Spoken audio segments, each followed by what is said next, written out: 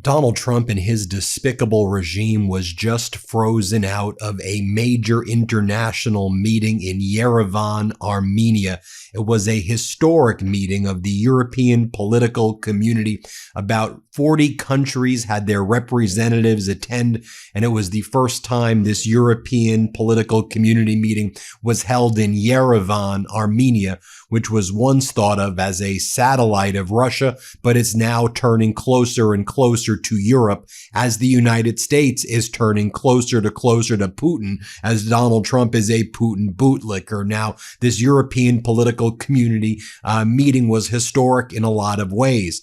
It had Ukrainian President Zelensky speaking, and Ukraine's representation there made a very powerful statement. But it also invited a non-European leader who's essentially become a de facto leader of Europe, Prime Minister Carney. This is Donald Trump's worst nightmare. The entire world freezing Donald Trump out of critical meetings as Europe is now organizing what its position will be like in a new world order where the United States is no longer the leader of the post-World War II order, as Donald Trump has utterly weakened the United States standing in the world. Now, as I watch the hours and hours of proceedings that was taking place at this European political community meeting, one thing that struck me was the constant refrain of reliability, predictability, multilateralism, cooperation, respect of sovereignty, and the fact that all of these nations were talking about how Europe can become stronger together and how Europe can project in a very unstable world caused by Donald Trump's complete unpredictability, unreliability, fascism, and dangerousness, how Europe becomes a reliable partner throughout the world and projects strength, how Europe projects strength to Asian partners, how Europe projects strength in the Middle East, with Canada, by the way, joining Europe, how Europe projects strength and cooperation in all of these areas, including Africa, Central America, South America, and how Europe speaks with one voice powerfully to stand up to authoritarians like Putin and Donald Trump. Also, the European leaders gave a shout out to Nikol Pashinyan, the Prime Minister of Armenia, for organizing this historic event. And you see all of these European world leaders, Prime Minister Carney, no representative of the U.S. to be seen there. And the constant theme is a weakened U.S., a stronger Europe. So let me take you in and show you what went down, which is really, if you watch what was taking place, is one of Donald Trump's worst nightmares come to life. You have Prime Minister Carney speaking at this event. Here's what Prime Minister Carney said about how it's his strong personal view that as the international order will be rebuilt, it will be rebuilt out of Europe. Let's play this clip. It's my strong personal view that as the international order will be rebuilt, but it will be rebuilt out of Europe. And so I'm very appreciative of the symbolism of this invitation. Thank you. Now, more from Prime Minister Carney here on Canada-EU relations. Let's play this clip. We view ourselves as highly complementary to your economic and security goals. That's demonstrated through the work we're doing with the presidencies on the new EU-Canada Strategic Partnership of the Future, building deeper relationships from digital to defense, supply chains to security. We're honored to be the first non-European country as part of the EU SAFE initiative. We would observe that in the last year, we have struck $18 billion worth of critical minerals deals across 20 of the world's leading critical minerals.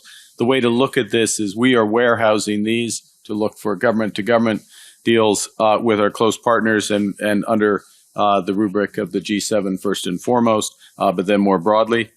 We're working with European partners across the technology stack, from hardware, cloud infrastructure, artificial intelligence, and space. And as we'll discuss later, we are an energy superpower, third largest oil producer, fourth largest natural gas, largest hydro renewable base. We're committed to addressing climate change while providing reliable, affordable energy to our citizens and partners. In closing, we're here because of your invitation. Again, thank you for that. But we're here because of the moral and security imperatives of our cooperation in the Caucasus, in the Baltics, in Ukraine, across Europe, and also because of the immense potential for our partnerships to build a better, more prosperous, sustainable, and just world for our citizens. And I'll close with this. Now, more from Prime Minister Carney here about how we are not destined to submit to a more transactional, insular, brutal world. And he's clearly talking about Donald Trump here. Let's play it. Now, we have to actively take on the world as it is, not as we wish it to be. We know nostalgia is not a strategy, but we don't think that we're destined to submit to a more transactional, insular, and brutal world. And gatherings such as these point to a better way forward. Prime Minister Carney then talks about the world undergoing a rupture across several dimensions and how Europe needs to stick together. Canada and Europe united. Play this clip. The world is undergoing a rupture across several dimensions in technology, in energy, in commerce, and geopolitics. Integration is being used as a weapon by some, and the rules are not constraining the hegemons. And more from Prime Minister Carney here about how it is fitting that Canada is the only non-European nation represented. What an honor represented there, and what an honor it is for Canada. Let's play this clip. I'd like to say thank you again for the invitation. I do think that it is fitting that Canada is the first non-European country to join this forum, as we are the most European of non-European countries. We share a triple alignment of history, of values, and trust. Our histories are deeply intertwined. I refer back to the water analogy that we just witnessed with the opening ceremony, but it's personified by tens of millions of Canadians of European descent, including more than 60,000 Armenians. Our shared values are born of that common history: freedom, rule of law, democracy, pluralism. And these values shape our relationships, determine our priorities, and point to our common future. Canada has consistently stood up for these values, including in recent years. From our membership of the Coalition of the Willing as one of the largest per capita contributors to Ukraine, to our leadership of the NATO Brigade in Latvia, our intensifying cooperation with the Nordic countries, UK and Germany, on Arctic security, and our role as the only non-European participant in the European mission in Armenia. We're demonstrating not just the strength of our values in defending the rules-based international order, as you rightly mentioned, Antonio, but also the value of our strength. And then afterwards, Prime Minister Carney gave a brief press conference, and here's what he said about the last 12 months. Let's play it. A lot's happened in the last 12 months, and some of it we saw coming, but more of it has occurred. And the importance of alliances with reliable partners, deepening those alliances has become ever more so. And now I want to highlight this breaking news story just in from the New York Times. A major global summit is happening right now. Nearly 60 countries meeting in Colombia to figure out how to phase out fossil fuels. But here's the headline: the United States was not even invited. This comes as the world is dealing with what experts are calling one of the biggest energy crises in history, fueled in large part by the ongoing U.S. war in Iran.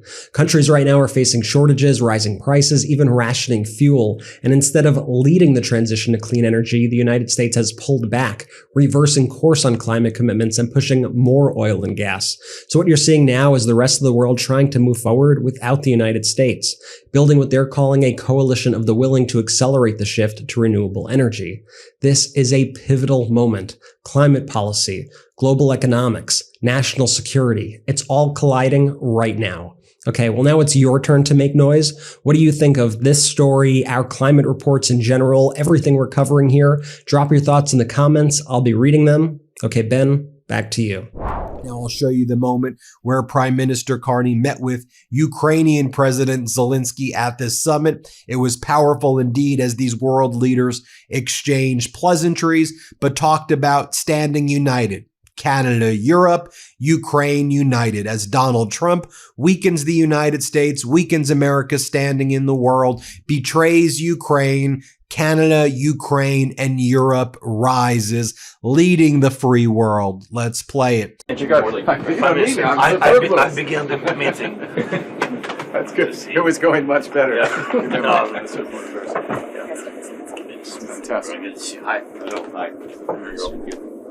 Okay, shall I pretend to be the host? Yes. Yeah, fantastic. It's great to host in Europe, the hero not just of Ukraine, but Europe and the world.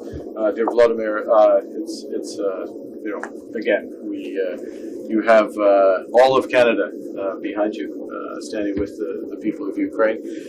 We are pleased that today we were able to add to our commitment, and we will continue to work and find ways to work together to strengthen your struggle and to ensure peace when it comes, and it will come, that it works and brings the prosperity that the people of Ukraine deserve. Thank you very much, dear Prime Minister. So I'm happy that we have such strong relation between our countries and between both of us. So we are thankful for your decision.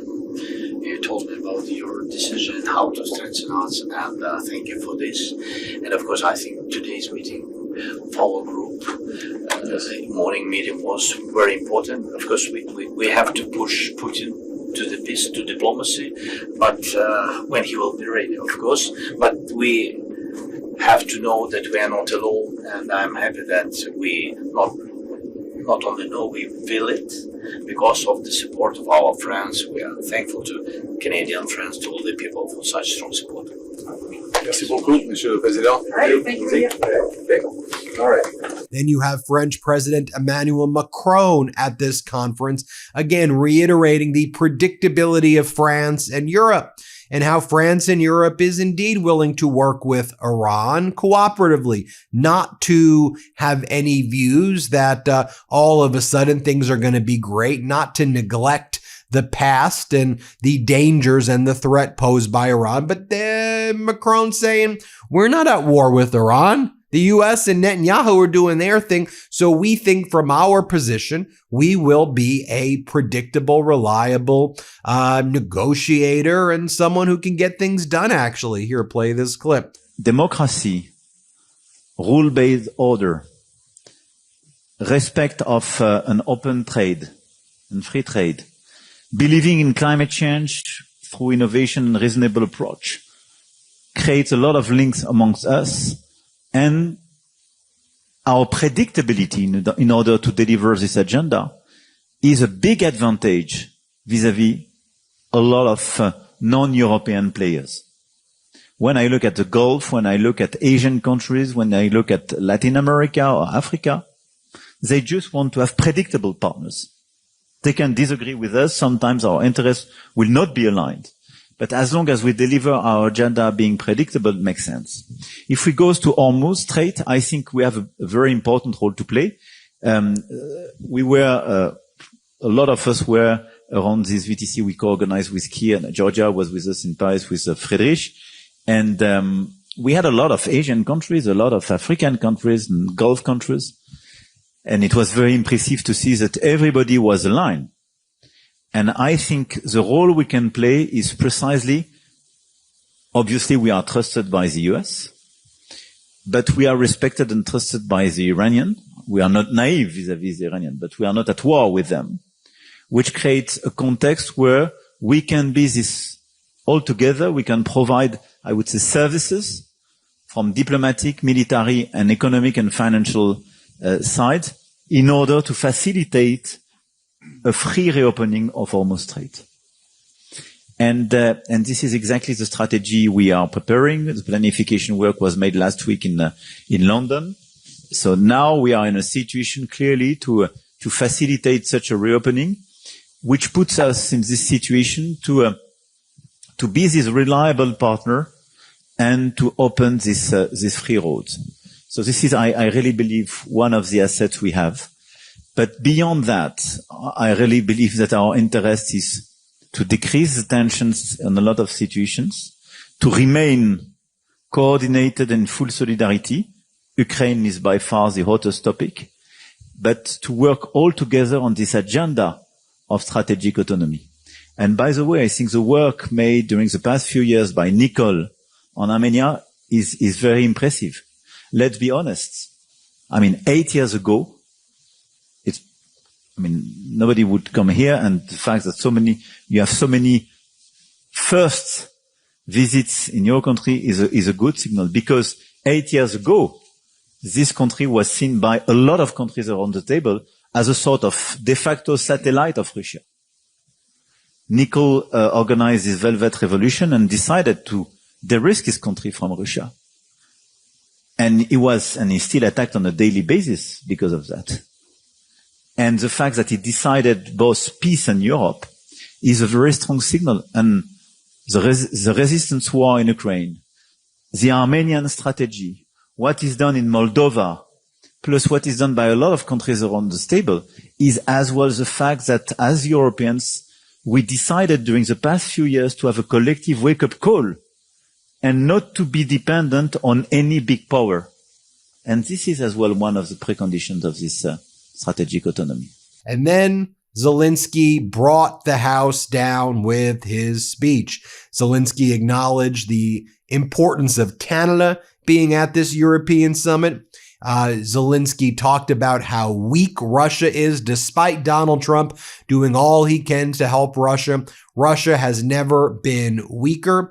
Zelensky talks about the shared values of Ukraine, of Europe, of Canada, and how Ukraine not only holds its own, but Ukraine contributing significantly to the defense of Europe. Ukraine selling its drone and anti-drone technologies and its intelligence services to Europe, as it's doing, throughout the Middle East.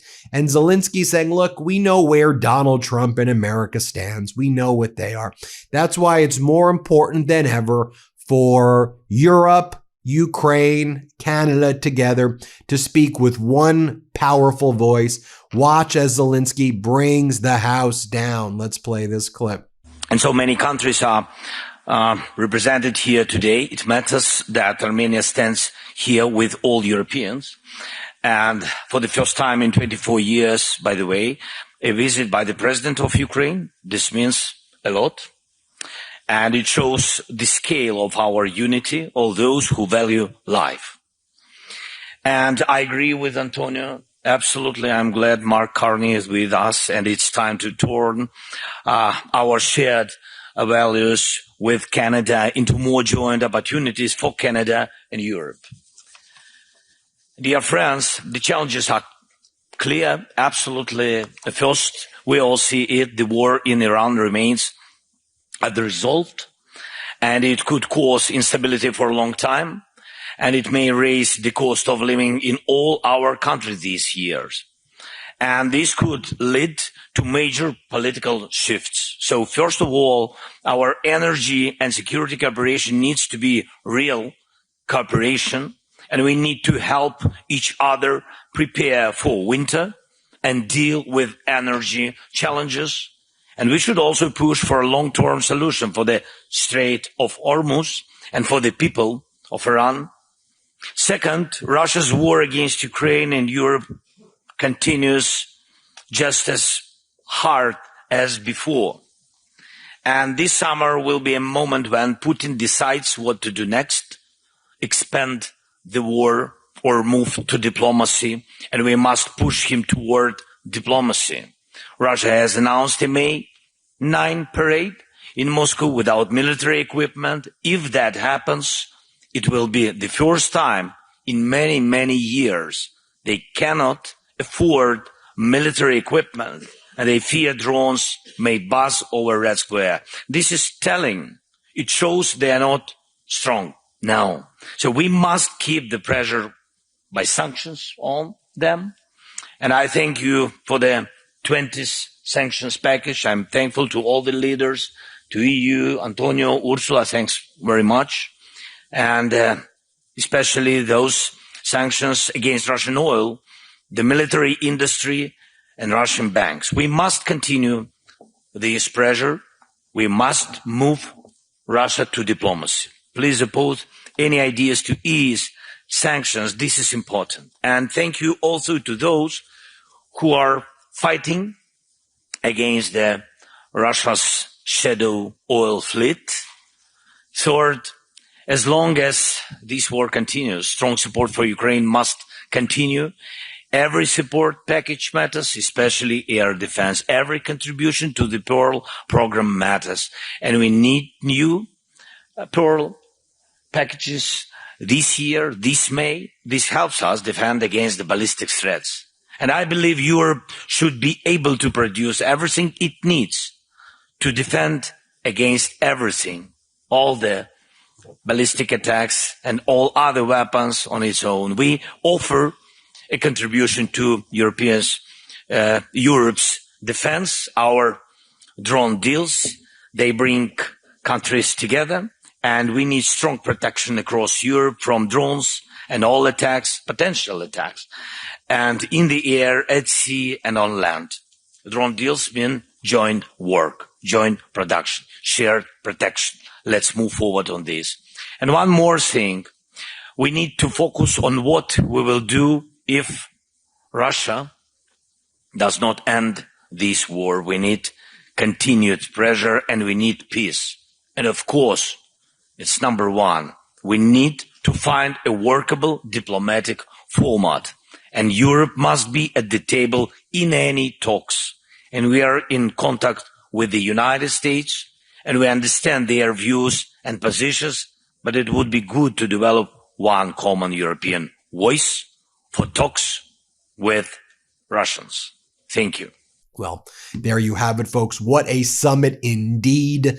Donald Trump frozen out. Bye-bye. And you see world leader speaking with moral clarity, with intelligence, with unity, with reliability, with predictability. It's all right there, folks. Thanks so much for watching. Hit subscribe. Let's get to 7 million subscribers. We appreciate you so much. Want to stay plugged in? Become a subscriber to our Substack at MeidasPlus.com. You'll get daily recaps from Ron Filipkowski, ad-free episodes of our podcast, and more exclusive content only available at MeidasPlus.com.